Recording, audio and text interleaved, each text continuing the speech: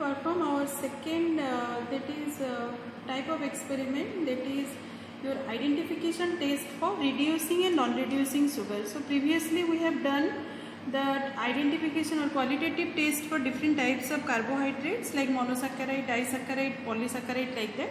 So today we will perform their reducing and non-reducing nature. Okay, so we have to identify whether the sugar is reducing one or non-reducing one. So first of all, what we have to do, first we should know what is the nature of a reducing sugar and non-reducing sugar.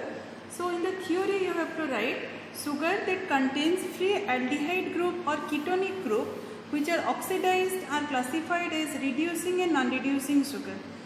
And the saccharide which reduce Fellings and Benedict reagent are known as reducing sugar. For example, D-glucose, that is monosaccharide, that is our D-glucose, that is a reducing sugar because it is having the free aldehyde group and that can be oxidized to carboxylic acid. So this D-glucose has the ability to reduce the Fellings and Benedict reagent. Okay, and those saccharides which do not reduce Fellings and Benedict solution are called as non-reducing sugar. For example, sucrose, that is a disaccharide. So another that is definition of reducing sugar is that reducing sugar has the capacity to reduce cupric ion of Benedict and Felling solution in cuprous ion, or they can reduce the cupric ion to cuprous ion. But non-reducing sugar, they fail to reduce the cupric ion. So ultimately we came to know that the reducing sugars, they contain free aldehyde or ketonic group that can be oxidized to form carboxylic acid. So here see, you can see two different types of solution are there, or two tests we have to perform.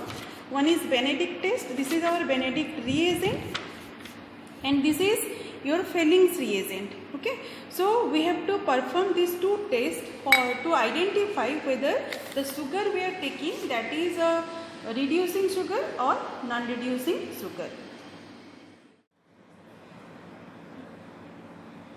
See, first we have to perform for the identification of reducing and non-reducing sugar. First we have to perform the Benedict test. So in Benedict test we have to take first 2 ml of test solution. So which solution we have taken? I have taken here glucose solution. So I have prepared 1 gram of the glucose, that is 1 gram of glucose, and we have to dissolve in it 100 ml of water. So from that solution 100 ml we have to take 2 ml of test solution. I have taken it in the test tube, and after that add equal volume of Benedict reagent. So the same 2 ml of Benedict reagent I have added to it, and I have shaked it properly. Then after that we have to heat it for minimum 3 minutes at 95 degrees centigrade in a water bath. So see, you can see the formation of brick red color has been formed.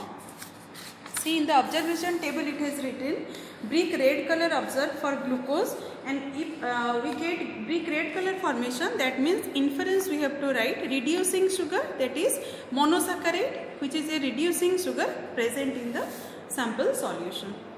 Okay. Second test is our Fellings test. So what we have to do here in the Fellings test, we have to first see here two types of Felling solution are there. This is Felling solution A. See, this is Felling solution A and this is Felling solution B.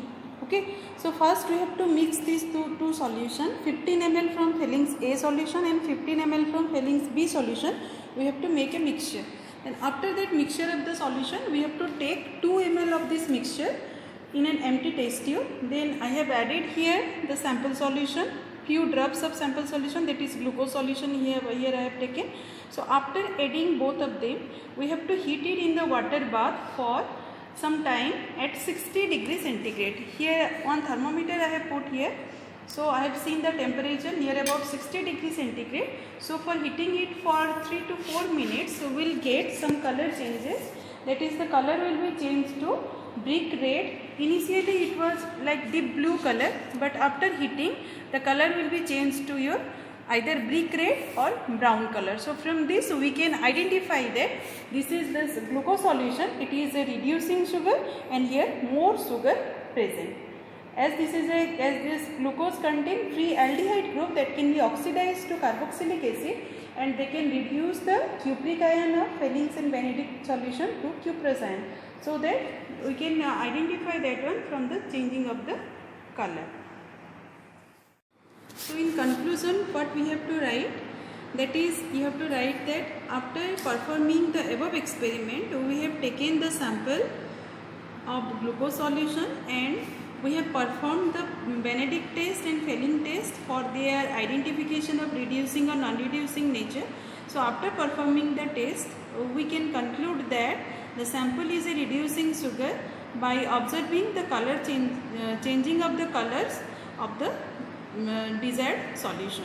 So we have to write it in our conclusion part.